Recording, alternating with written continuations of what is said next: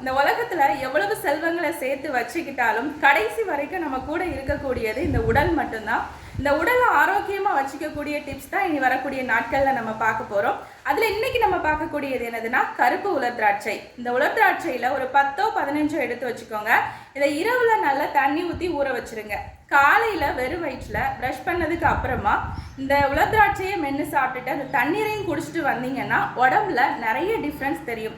பொதுவாக உடல் சோர்வுனால இருக்கிறவங்களும் நிறைய பேருக்கு வந்து பார்த்தீங்கன்னா எப்போவுமே மந்தமாகவே இருக்குன்னு சொல்லுவாங்க. அப்படி இருக்கிறவங்களுக்கு ஒரு நல்ல பலனை கொடுக்கும். ஏன்னா நம்மளுடைய குடல் அப்படிங்கிறது ஆரோக்கியமாக இருந்தால் தான் நம்ம உடல் ஆரோக்கியமாக இருக்கும். குடல் ஆரோக்கியத்திற்கு ரொம்ப நல்லது.